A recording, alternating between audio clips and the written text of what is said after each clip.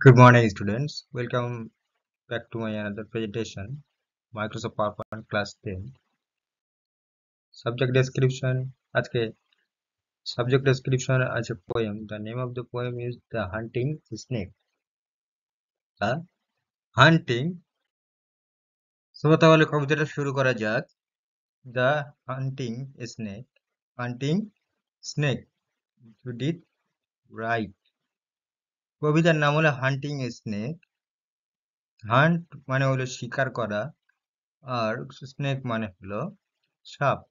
তাহলে হান্টিং স্নেকের মানে হলো শিকারী সাপ। এক শিকারী সাপের কবিতা। শিকারী সাপকে নিয়ে কবিতাটিকে রচনা করা হয়েছে। Judith Wright. The name of the poet is Judith Wright. Sun warmed in the late seasons. Sun warmed in the late seasons. Grace দেরিতে আসা ঋতুর অনুগ্রহে সূর্য স্নাত হয়। কি বলছে? Sun warmed in the late season's grace. দেরিতে আসা ঋতুর অনুগ্রহে সূর্য স্নাত হয়। Under the autumn's gentlest sky. Under the autumn's in the gentlest sky. শরতের কোমলতম আকাশের নিচে গিয়ে। তাহলে মানেটা কি দাঁড়াচ্ছে? Under the autumn's gentlest sky, শরতের কোমলতম আকাশের নিচে গিয়ে। We walked and froze half through a pace. We walked and froze half through a pace. আমরা যেতে যেতে একবার অর্ধেক পা বাড়িয়ে বরফ হয়ে গিয়েছিলাম। আমরা যেতে যেতে একবার অর্ধেক পা বরফ হয়ে গিয়েছিল বা গিয়েছিলাম। Sun warmed in the late season's grace. রৌদ্রে উষ্ণ ঋতু এর অনুগ্রহে। Under the autumn's gentle sky. Under the autumn's in the gentle sky. শরৎ এর কোমল আকাশের নিচে we walked and froze half through a pace.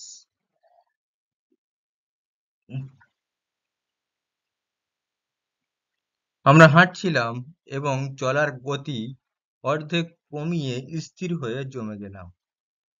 The great black snake went reeling by. বৃহৎ কালো সাপটি চলেছিল ঘূর্ণায়মান গতিতে। তাহলে কি দাঁড়াচ্ছে? The great black snake went reeling by. বৃহৎ কালো সাপটি চলছিল ঘূর্ণায়মান গতিতে। Head down, tongue flickering on the trail. Head down, tongue flickering on the trail. মাথা নিচু করে জিহ্বা বিকম্পিত করতে করতে আঁকাবাঁকা চলনে এগিয়ে যাচ্ছিল। He requested through the parting grass. সেটি বিচ্ছিন্ন ঘাসের মধ্যে দিয়ে খুঁজতে খুঁজতে এগিয়ে যাচ্ছিল। Sun glazed his curves of diamond scale. রৌদ্রে তার বক্র হীরার মতো আঁশ চকচক করছিল। And we lost breath to see him pass. এবং তাকে যেতে দেখতেই আমার নিঃশ্বাস বন্ধ হয়ে গিয়েছিল। What track he followed, what small food. সে কোন পথ অনুসরণ করেছিল, কোন ছোট খাবার। Failed living from his fire's intent. বেঁচে পালিয়েছিল তার মারাত্মক অভিপ্রায় থেকে। বেঁচে পালিয়েছিল তার মারাত্মক অভিপ্রায় থেকে। We scarcely thought, still as we stood. আমরা খুব কমই ভেবেছিলাম, নিশ্চলভাবে আমরা দাঁড়িয়ে ছিলাম। Our eyes went with him as he went. as he went, সে যখন চলে যাচ্ছিল আমাদের চোখ তার সাথে সাথে গেল। cold, dark and splendid he was gone, শীতল অন্ধকার এবং চাকচমক সে চলে গেল। into the grass that hid his prey, ঘাসের মধ্যে যা তার শিকারকে লুকিয়ে রেখেছিল। কি বলছে বিষয়টা তাহলে? into the grass that hid his prey, ঘাসের মধ্যে যা তার শিকারকে লুকিয়ে রেখেছিল। we took a deeper breath of day, we took a deeper breath of day, আমরা দিনের গভীর নিঃশ্বাস নিয়েছিলাম। look at each other and went on, একে অপরের দিকে তাকিয়ে রইলাম, চলতে লাগলাম। তাহলে কবিতাটা ছিল এই এতটুকু। এখন আমরা চলে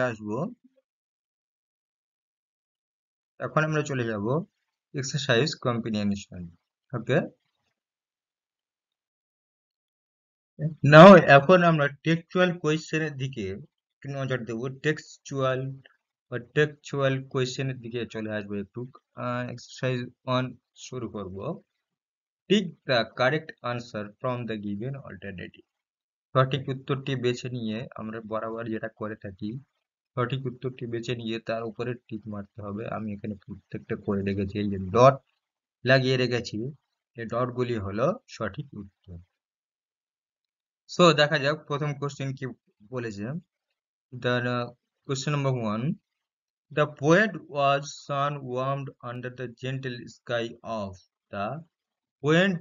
The poet was sun warmed. সূর্যের উষ্ণতায় কবি গরম হয়ে যাচ্ছিল। Under the gentle sky of the, মানে কিসের, কোন ঋতুতে? সামার, উইন্টার, অটাম আর স্প্রিং। দ্য সিজন ওয়াজ, কি সিজন ছিল তাহলে? অটাম সিজন ছিল। কোন season? Autumn season. The colour of the snake was, সাপের রংটা কেমন ছিল? Black, grey or green or yellow. Black, grey, green or yellow. সাপের colour, the color of the snake was, কি ছিল? Black. কি ছিল? Black. The tongue of the snake was still, prickling, dangling or hanging. কি ছিল? Pricking ছিল। সাপের জিহ্বাটা কেমন ছিল? Pricking. The shape of the snake's scale was like, the shape of the snake's scale was like star, kite, diamond, pyramid. সাপের যে খোলস ছিল, গায়ের যে রং আর কি, সে রংটা তো কেমন ছিল? খোলসটা কেমন ছিল? লাইক আ ডায়মন্ড। কার মধ্যে ছিল? ডায়মন্ডের মধ্যে ছিল। According to the poet, the intent of the snake was malicious, greedy, timid, fierce. কোনটা ছিল? Fierce ছিল। According to the poet, the intent of the snake was fierce. The snake finally disappeared into the snake finally disappeared into the sand, grass, rock or stream. কিসের মধ্যে লুকিয়েছিল? গ্রাসের মধ্যে সে অদৃশ্য হয়ে গিয়েছিল। কিসের মধ্যে? গ্রাসের মধ্যে, ঘাসের মধ্যে। এখন আমরা সলভ করতে চলেছি প্রশ্নগুলির exercise 2। How did the snake appear as it was moving through the grass? সে ঘাসের উপরে কেমন করে চলাফেরা করত, কেমন করে নিজেকে অ্যাপিয়ার করত, উন্মোচিত করত। The snake head was down, মাথাটা নিচু করে থাকতো। Its tongue was freaking, জিহ্বাটা সূচালো সরুর মতো ছিল। And with a reeling motion it refused through the parting grass. তাহলে বিষয়টা কি বলছে? The snake's head was down, its tongue was flickering, and with a reeling motion it requested through the parting grass. ব্যাপারটা বোঝা গেল? Good. Next. What did the poet and her companions do when the snake was gone? কি বলছে? What did the poet and her companion do when the snake was gone? কবি এবং কবির যে সঙ্গীরা ছিল তারা কি করেছিল যখন সাপটা চলে গিয়েছিল? সো কি করেছিল দেখা যাক। When the snake was gone, the poet and her companions took a deeper breath, looked at each other and went on. তাহলে সাপটা চলে যাওয়ার পর তারা একে অপরে কি করলো? দীর্ঘ একটা নিঃশ্বাস ফেললো আর একে অপরের দিকে তাকালো এবং সেখান থেকে চলে গেল। কি করলো তাহলে? দীর্ঘ নিঃশ্বাস ফেললো, একে অপরের দিকে তাকালো এবং সেখান থেকে চলে গেল। বোঝা গেল ব্যাপারটা? ওকে, গুড। এখন আমরা চলে আসবো গ্রামার ইন এক্সারসাইজে। কোথায় আসবো?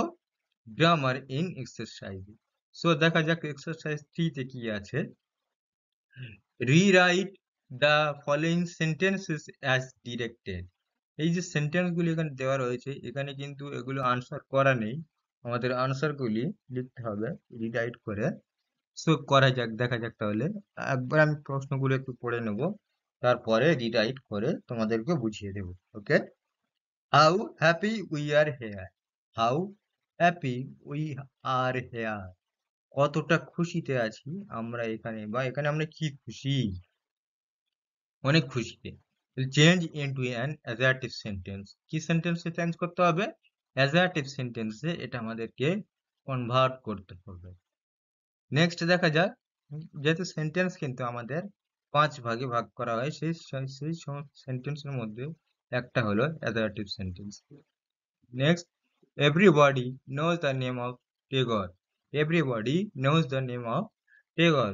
সবাই ঠাকুরের নাম কিন্তু জানে। সবাই ঠাকুর বা টেগরের নাম কিন্তু টেগরকে চেনে বা টেগরের নাম জানে। এটা কি করতে হবে? Change into an interrogative sentence. এটা সেন্টেন্সের একটা পার্ট। এটা কোন চেঞ্জ করতে হবে? Change into an interrogative sentence. Next, the painting is very beautiful. The painting is very beautiful. ছবিটি অনেক সুন্দর, বা পেন্টিংটা খুবই সুন্দর। এটাকে কি চেঞ্জ করতে হবে? Change into an exclamatory sentence. কোন সেন্টেন্সে? Change into an exclamatory sentence.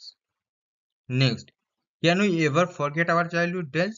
Can we ever forget our childhood days? আমরা কি কখনো আমাদের শৈশবকালকে ভুলতে পারি বা ভুলে যাব? এটা কি করতে হবে? Change into an assertive sentence. কোন সেন্টেন্স করতে হবে? Assertive sentence. তাহলে এই যে 4টা সেন্টেন্স আমি পড়লাম, এই সেন্টেন্স গুলিকে আমাদেরকে এখন চেঞ্জ করতে হবে। সো দেখা যাক, ফার্স্ট অফ অল প্রথম কি করা রয়েছে, how happy we are here. Change into an assertive sentence. এটা অ্যাজারটিভ সেন্টেন্সে চেঞ্জ করতে হবে।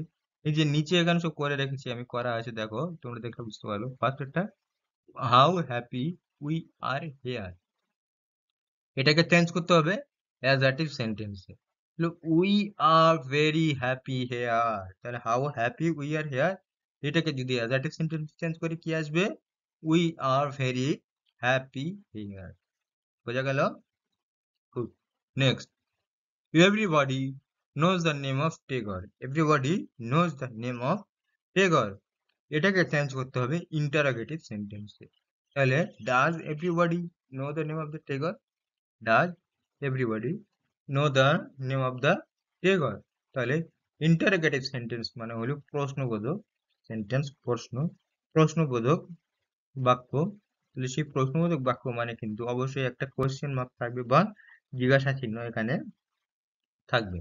তাই বলছে কি, does everybody know the name of the tiger? Next, the painting is very beautiful. The painting is very beautiful. Change into an exclamatory sentence. এটাকে exclamatory sentence যদি আমি চেঞ্জ করি তাহলে কি আসবে?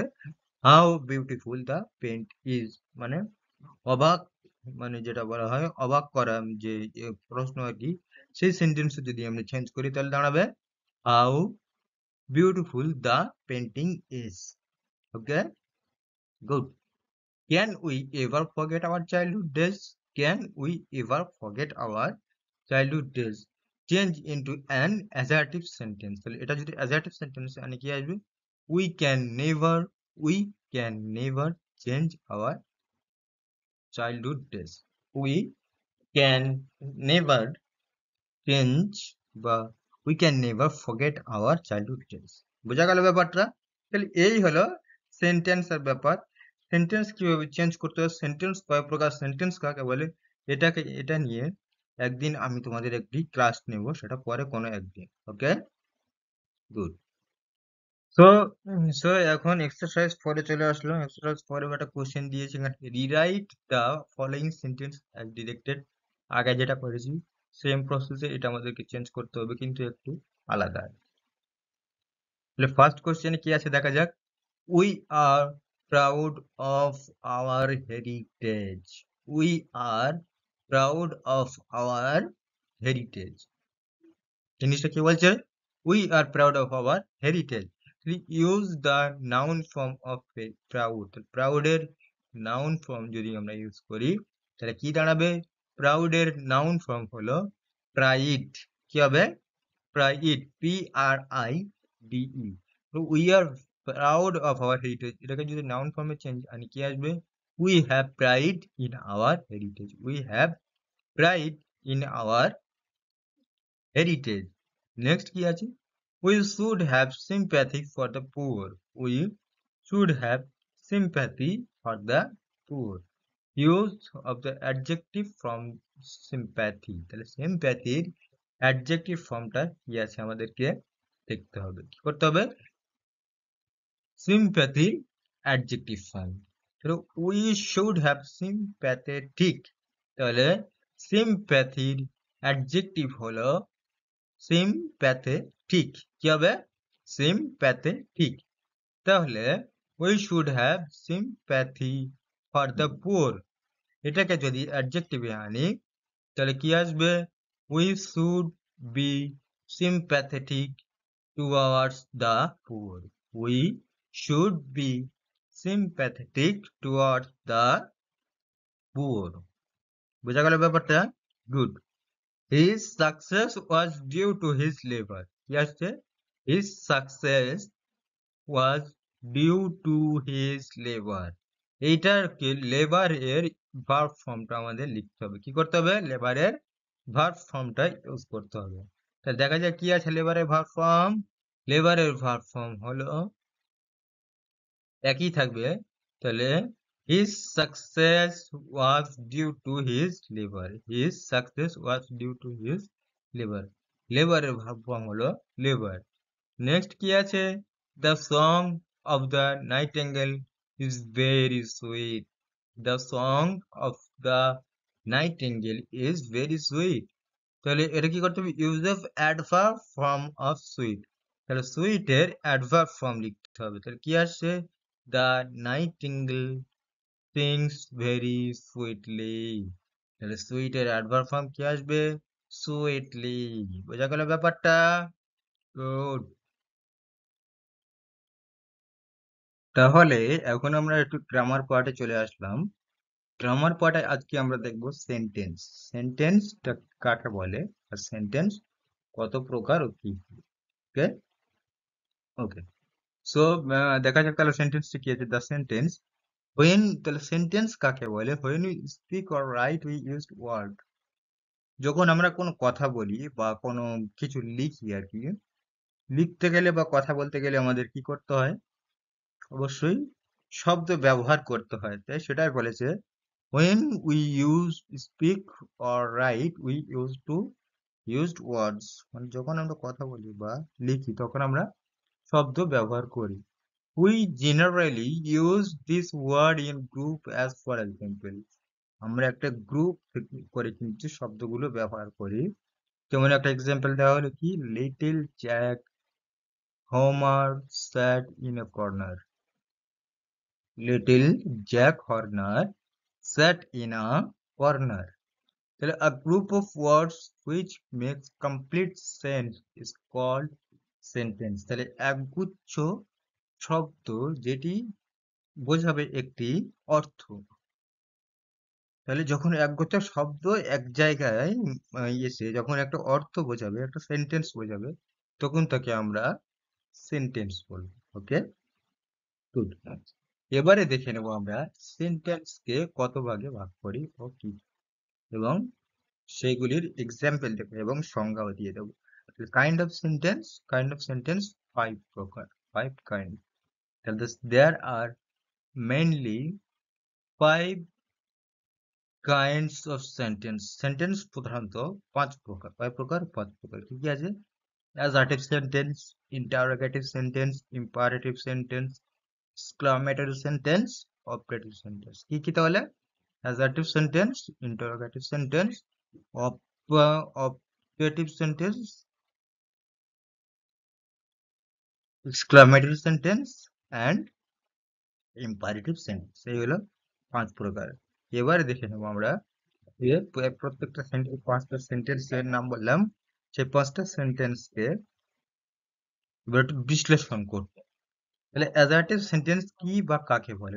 a sentence that states or declares something is called an assertive sentence or declarative sentence। তো যে সেন্টেন্সের দ্বারা, যে বাক্যের দ্বারা কোনো কিছু সম্পর্কে ঘোষণা করা হবে, কোনো কিছুর বিবরণ দেওয়া হবে, সেই সমস্ত সেন্টেন্স থেকে আমরা বলবো অ্যাসার্টিভ সেন্টেন্স। কি হবে?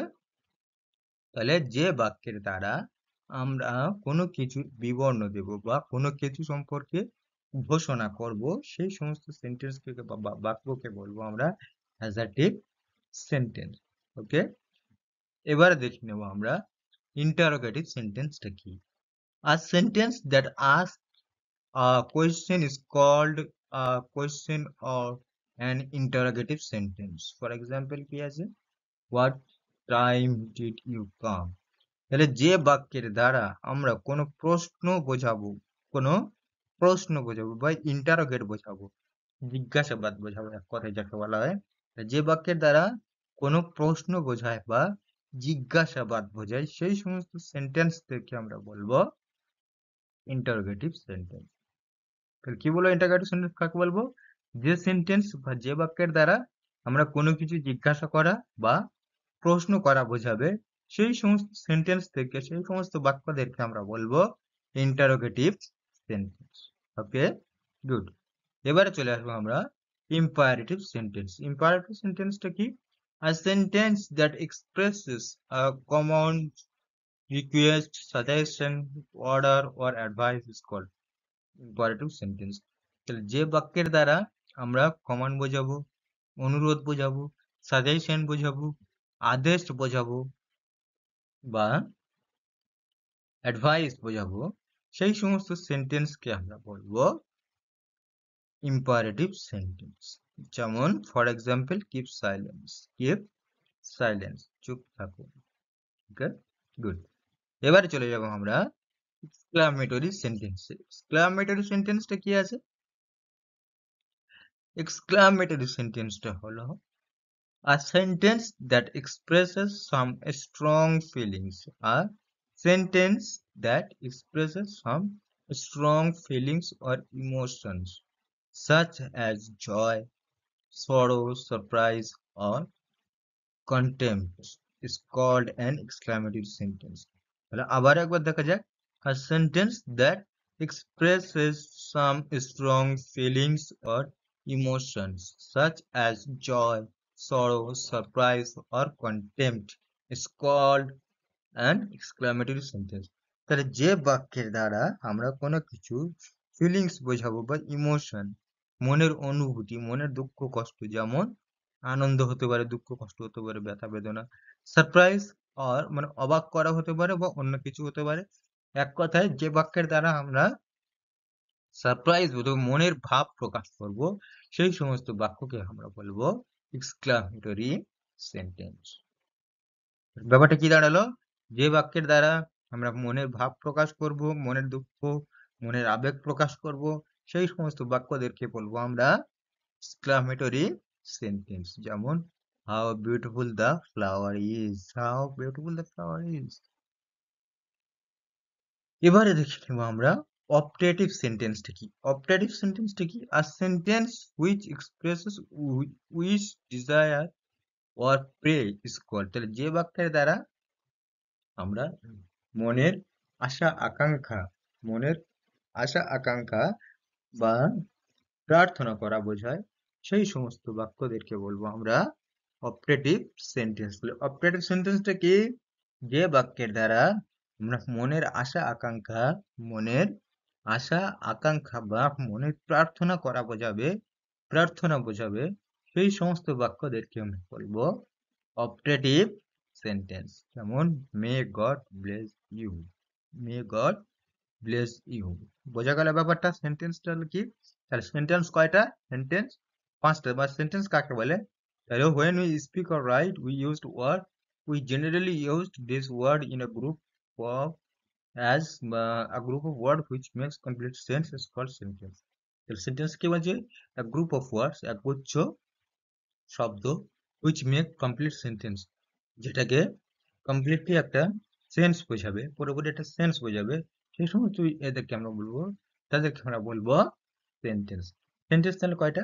সেন্টেন্স পাঁচটা। পাঁচটা সেন্টেন্স কি কি? Adjective sentence, interrogative sentence, imperative sentence, exclamatory sentence আর অপটেটিভ সেন্টেন্স। বোঝা গেল ব্যাপারটা? গুড। নেক্সট, এবারে আমরা হালকা করে চলে আসবো একটু টেন্সের কাছে। কোথায় আসবো? টেন্স। টেন্স এক নজরে দেখে নেব। টেন্স কি বা টেন্স কাকে বলে যদি বলতে চাই আমি, tense is a time of which, tense is a concept of time which may be present, past ও ফিউচার। মানে সময়কে বলা হয় অ্যাকচুয়ালি টেন্সকে, এটা বর্তমান, অতীত বা ভবিষ্যৎ যে কোনো সময় হতে পারে। তাহলে টেন্স কি? Concept of time which may be present, past ও ফিউচার। এটা বর্তমান হতে পারে, অতীত হতে পারে, ভবিষ্যৎ হতে পারে। এই টেন্সকে আমরা কিন্তু আবার তিনটি ভাগে ভাগ করেছি সময়ের উপর নির্ভর করে, যেমন present tense, past tense and future tense. এগুলি সম্পর্কে পরবর্তী কোনো একটা ক্লাসে আমি আলোচনা করব। সো এখন দেখা যাক, study the following sentence. My father goes for a morning walk daily. আমার বাবা প্রতিদিন সকালে মর্নিং ওয়াক করতে যায় বা হাঁটতে বেরোয়। She is reading a magazine, সে একটি ম্যাগাজিন পড়ছে। আই স কেট ইস্টারডে, আমি কেটকে গতকাল দেখেছিলাম।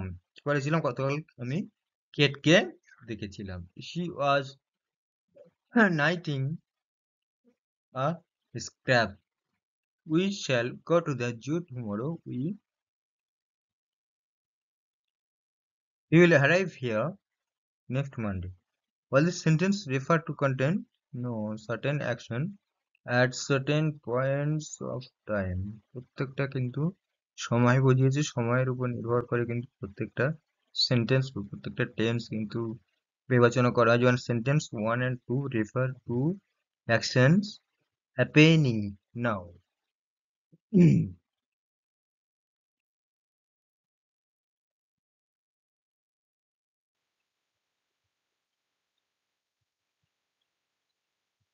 তাহলে কি বলছিলাম?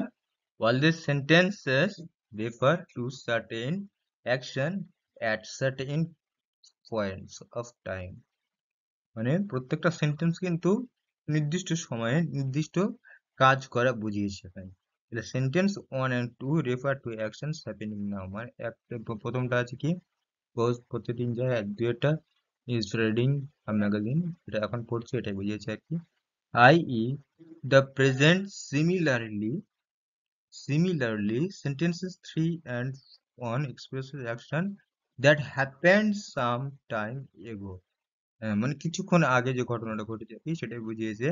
i.e. in the sentence first sentence, sentence 5 and 6 expresses action that will take place some time from now. i.e. in the future we may refer to tenses as time reference.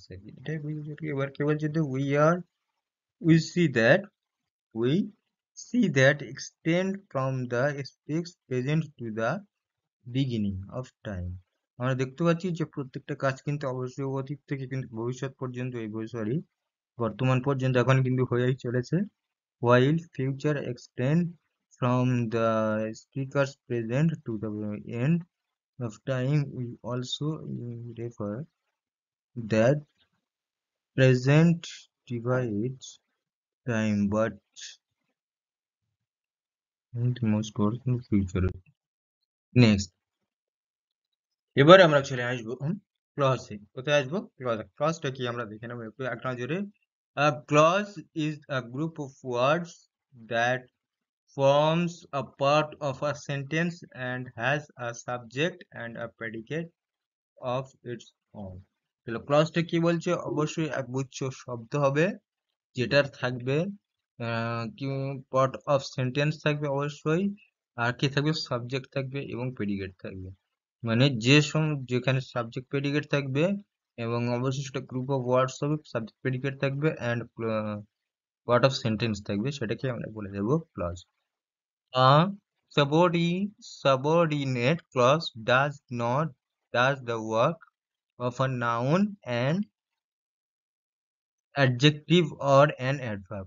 So, according to its function in the sentences, subordinate clause is classified as a noun clause, an adjective clause, and adverb clause. এবারে দেখে নেব আমরা noun phrase কি, noun phrase and a clauses, noun friend as and clauses. A noun with or without a determiner is called a noun phrase. কি বলছে?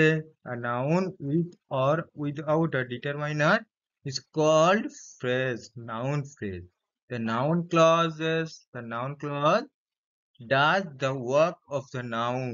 It can function as the subject object of a verb, complement to a verb or adjective object of a preposition in opposition to the noun or pronoun it. For example, কি বলছে? I know where he lives. Please listen to. Please listen to what I say. Please listen to what I say. That she is angry is true.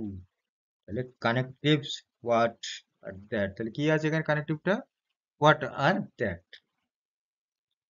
এবার আমরা দেখে নেব adjective phrase and clauses. দেখি এবার adjective phrase আর clause কি করা যাবে, কি কি আছে।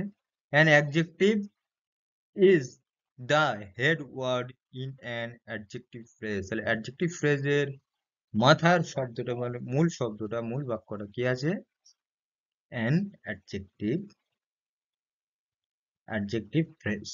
তাহলে অ্যাডজেক্টিভ এর we can make it a more complex phrase by putting an adverb before the head word. যেমন she was very happy, he was extremely overjoyed.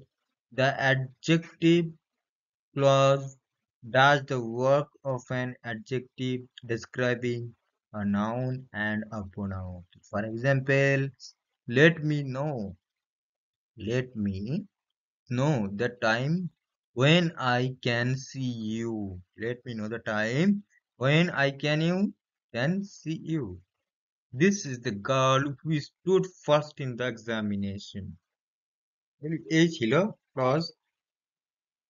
So students, আজকে ক্লাসটা এখানে শেষ করছি, আশা করছি তোমরা বুঝতে পেরেছো। দেখা হচ্ছে পরবর্তী কোনো ক্লাসে ক্লজ বা ক্লজ ফ্রেজ এগুলি নিয়ে পরবর্তী কোনো ক্লাসে নতুন করে সুন্দর করে ভালো করে বড় করে একটা ক্লাস করব। ততক্ষণ পর্যন্ত সুস্থ থেকো, সাবধানে থেকো।